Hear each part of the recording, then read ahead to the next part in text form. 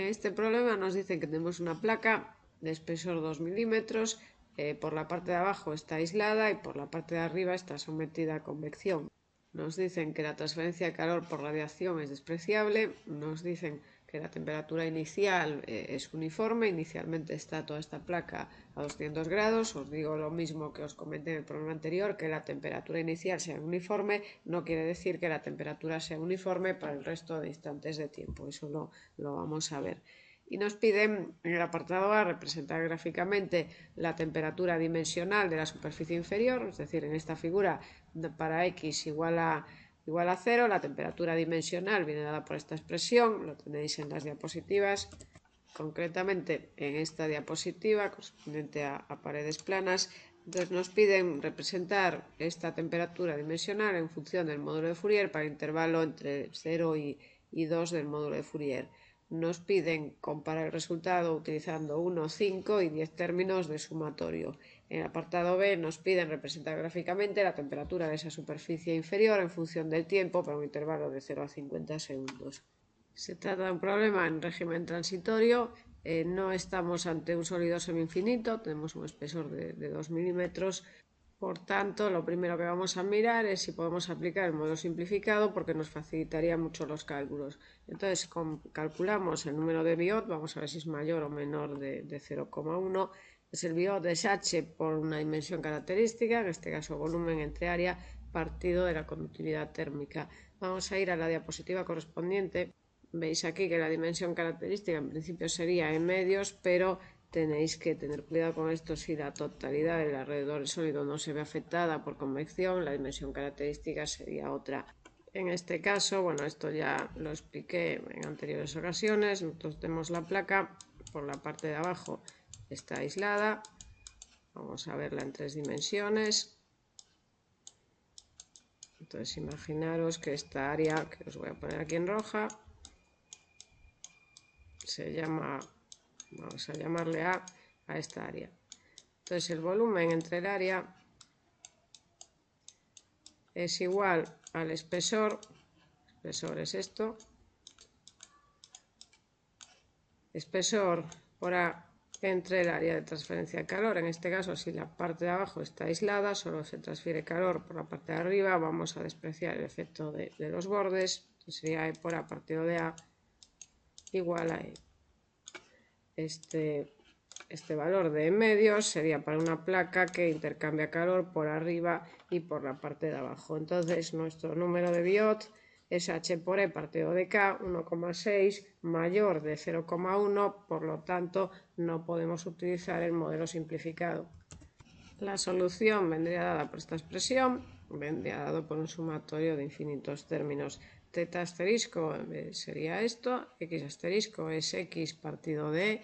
En el enunciado nos dicen temperatura de la superficie inferior, es decir, en x igual a 0, por tanto x asterisco también sería 0, y Fourier FO es el número de Fourier, alfa t partido del espesor al cuadrado.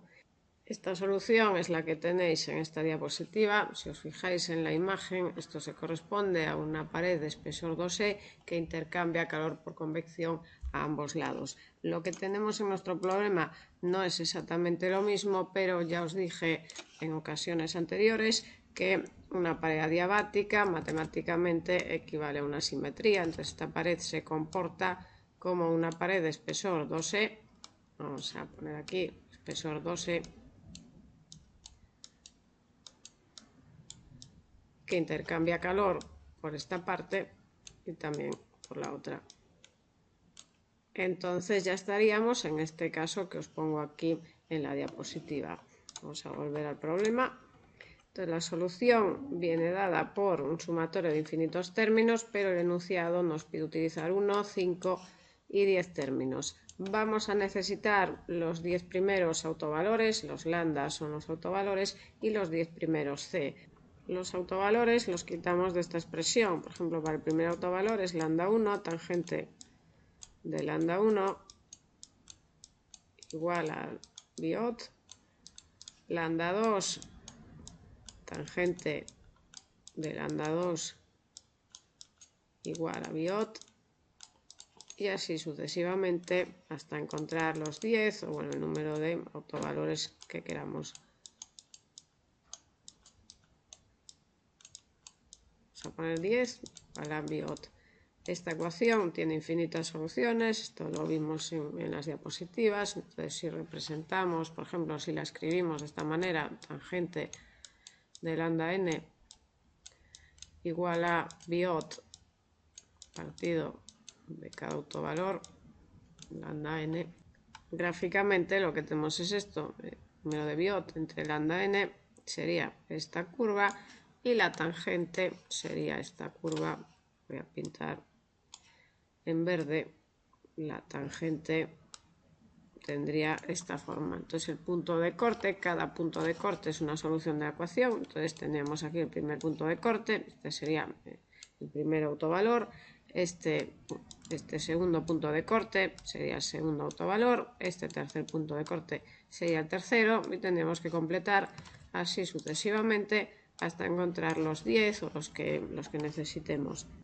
Yo este cálculo ya os lo doy hecho para ahorraros trabajo. Tenéis en el campus virtual este archivo de ESE, entonces sería el problema a medio hacer. Tenéis que abrir este archivo y seguir vosotros. Entonces, como veis, aquí os calculo los 10 primeros autovalores mediante estas líneas. Yo lo que hago en este código es, en primer lugar, poner en radianes. Podéis poner esta línea o podéis pinchar aquí SI y seleccionar radianes. Aquí en esta parte calculo el número de Biot, ese 1,6, y pongo 10 veces la ecuación que os acabo de mencionar. Si os fijáis, vamos a ir otra vez al problema. Lambda 1 estaría comprendido entre 0 y pi medios, es decir, entre 0 y 1,57. Lambda 2 entre pi y 3 pi medios, es decir, entre 3,14 y 4,71 radianes, y así sucesivamente. Entonces esto lo hay que implementar en el código, si no los lambdas serían todos lo mismo. Si no limitamos, ese nos daría siempre este primer valor que encuentra, ¿no? Entonces, para limitar, pincháis aquí, esto ya lo hice yo, variable el info, y veis aquí los límites. Lower es el límite inferior y upper el límite superior, ¿no? Entonces lower veis que lo tengo entre 0 y 1,57, es decir, entre 0 y pi medios. Lambda 2 entre 3,14 y 4,71, es decir, entre pi y 3 pi medios, y así sucesivamente. Con estos límites, marcando estos límites, ya me aseguro que ese me coja lambda 1 en el intervalo correspondiente, lambda 2 también en su intervalo correspondiente, y así sucesivamente. Vamos a darle aquí OK, le dais a resolver, a solve, y veis que ese os devuelve los 10 primeros autovalores. Entonces, de lo que se trata es de ir completando este código. Otra posibilidad, por ejemplo, si no queréis utilizar ese, podéis utilizar Excel perfectamente. Copiáis estos valores de los autovalores desde lambda 1 hasta lambda 10 en una Excel y representáis gráficamente lo que se os pide en el problema. Aquí os pongo cómo quedaría la solución. Tenéis que calcular los 10 primeros c con la ecuación de 4 seno de lambda partido de 2 lambda más seno de 2 lambda. Entonces lo ponéis 10 veces, tendréis los 10 primeros c y aplicar esta ecuación, este sumatorio. Entonces, como veis, para un término, yo le llamo θ con 1, sería el primer término de sumatorio. Con 5 serían los 5 primeros términos. Podéis ponerlo así directamente.